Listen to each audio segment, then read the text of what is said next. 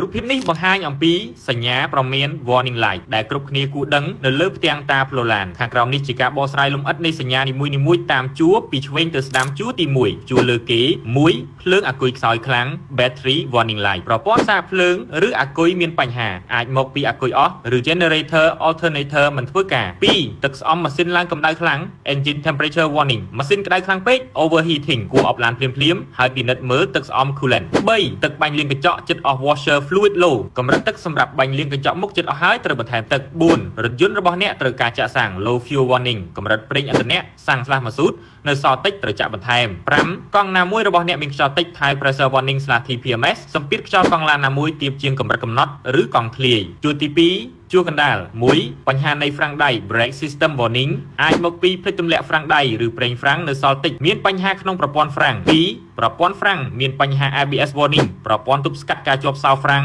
anti lock braking system មានបញ្ហា3ប្រេងម៉ាស៊ីនមានកម្រិតទាប oil pressure warning សម្ពាធប្រេងម៉ាស៊ីនទាបពេកឬខ្វះប្រេងម៉ាស៊ីនបើលោតសញ្ញានេះគួរឈប់ឡានពិនិត្យភ្លាមព្រោះអាចធ្វើឲ្យខូចម៉ាស៊ីន4ម៉ាស៊ីនរថយន្តមានបញ្ហា check engine light ប្រព័ន្ធគ្រប់គ្រងម៉ាស៊ីនឬ sensor ជួបបញ្ហាត្រូវយករថយន្តទៅ scan ពិនិត្យ5ពងសុវត្ថិភាពរបស់អ្នកបើកបរមានបញ្ហា airbag warning light ប្រព័ន្ធពងសុវត្ថិភាពមានបញ្ហាអាចមិនដំណើរការនៅពេលមានគ្រោះថ្នាក់ជួរទី3ជួរក្រោមគេ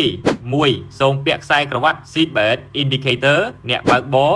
ឬអ្នករួមដំណើរមិនទាន់បានពាក់ខ្សែក្រវ៉ាត់សុវត្ថិភាព2ថាមពលរបស់ចង្កូតបាត់បង់ថាមពល power steering warning ប្រព័ន្ធជំនួយចង្កូត power steering មានបញ្ហាធ្វើឲ្យចង្កូតឡើងធ្ងន់ពិបាកបត់3ប្រព័ន្ធធ្វើចរន្តខ្យល់នៅក្នុងឡាន air recirculation ការបើកប្រើប្រាស់ប្រព័ន្ធបង្វិលខ្យល់ខាងក្នុងរថយន្តមិនយកខ្យល់ពីខាងក្រៅចូល4គូតឡាននៅបើកចំហ trunk/boot open គ្របឃ្លុបក្រោយឬគូតឡានមិនទាន់បានបិទជិតល្អឡើយ5បញ្ហា bussy ដុតកម្ដៅមានបញ្ហា glow plug indicator សម្រាប់ម៉ាស៊ីនម៉ាស៊ូត bussy ដុតកម្ដៅ glow plug របស់ម៉ាស៊ីនម៉ាស៊ូតមានបញ្ហាឬកំពុងធ្វើការដុតកម្ដៅមុនឆេះម៉ាស៊ីន